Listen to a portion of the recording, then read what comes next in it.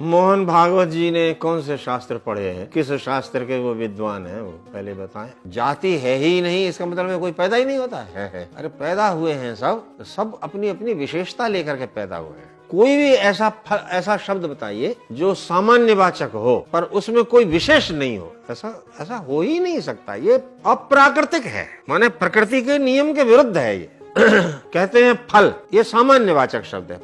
फल में होगा केला होगा, आम होगा, अमरूद होगा, लीची होगा, ये सब फल होंगे ना। अब आप कहो कि नहीं, आम अमरूद केला लीची ये सब नहीं है, केवल फल, ऐसा हो सकता है? केवल फल कहीं मिलेगा? आप दुकान पर जाओ, क्या केवल हमको तो केवल फल दे दो, वो आपके सामने कुछ तो रखेगा, तो आप कहोगे नहीं ये तो केला है, हम केला नहीं चाहिए, हमें केवल फल चाहिए। ऐसा हो सकता है? आप अनाज लेने जाइए, कहिए हमको अनाज दे दीजिए, तो बोला कौन सा अनाज दें, गेहूं दें, चावल दें, दाल दें, क्या दें? बोले नहीं हमें गेहूं चावल दें, केवल अनाज चाहिए। केवल अनाज मिलेगा? तो केवल मनुष्य चाहिए, केवल मनुष्य कहीं मिलेगा? नहीं मिलेगा। आप हिंदुओं में जाति भेद को दूर करेंगे, मुसलमान को मिटा सकते हैं? आप मुसलमान को मिटा सकते हैं कि मुसलमान नहीं है कह के देख लो।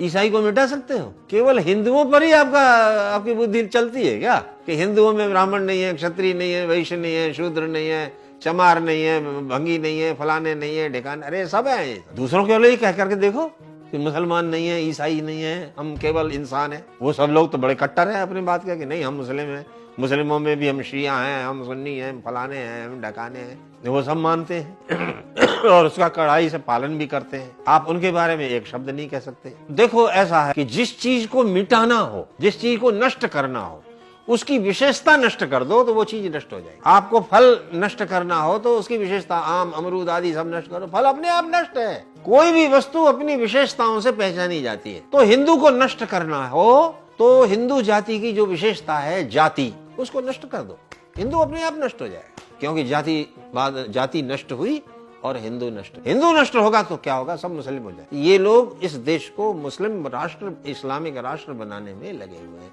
इसमें कोई संदेह नहीं है। जब गीदड़ की मौत आती है तो वो शहर की ओर भागता है, ऐसी एक कहावत है। उसी तरह से जब हिंदू की मौत आएगी तो वो किधर? ये जाति के विनाश की तरफ भागेगा। हिंदू अपने आप समाप्त है। कोई किसी की विशेषताओं को कैसे बना सकता है बताइए? हम किसी को ब्राह्मण, किसी को क्षत्रिय, किसी को वैश्य, किसी को कौन बना सकता है? हम किसी को आम अमरूद बना सकते हैं क्या? ये तो सब प्राकृतिक है। उसी तरह जातियां भी प्राकृतिक हैं, अपने आप बनती हैं। और ये जाति की उत्पत्ति कैसे होती है? अरे भाई उत्पत्ति कैसे? आप सोना, क्या कहते हैं, तांबा और कौन सा एक पदार्थ होता है मिलाओ तो पीतल बन जाता है। तांबा और चूना और हल्दी मिलाओ तो कैसा हो जाता है? लाल हो जाता है कि नहीं हो जाता? बस तो हो जाता है। एक नई चीज निकल के आ गई कि नहीं आ गई? तो उसी तरीके से जब दो विभिन्न जातियों के लोग मिलते हैं शादी से, विवाह से, तो एक नई जाति, नए वर्ण संकर प्रकट हो जाते हैं। भगवान मनु ने लिखा है, शनकैस्तु क्रिया लोपात इमा क्षत्रिय जातया वृषलत्वम गता लोके ब्राह्मणा दर्शनेन च। पहले तो सबके सब ब्राह्मण ही थे, भ्रष्ट होकर के इधर उधर घूम फैल गए। अपना जो धार्मिक क्रियाकलाप है उन सब का लोप होता चला गया। अनेक जातियां,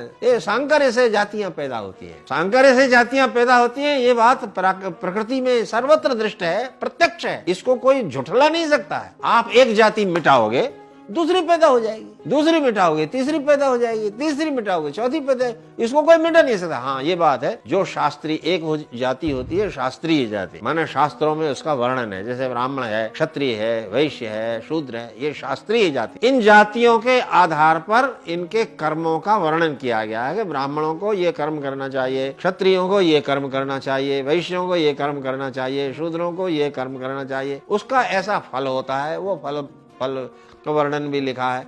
तो जो ये शास्त्रीय जातियों को मिटाएंगे तो वो शास्त्रीय जातियां मिट जाएंगी, नहीं, लेकिन जाति रहेगी ही नहीं, ऐसा नहीं हो सकता। ये तो प्रकृति के नियम के विरुद्ध है। तो नई जातियां पैदा होंगी। देखते रहिए धर्म की आवाज। धर्म की आवाज चैनल को सब्सक्राइब अवश्य करें।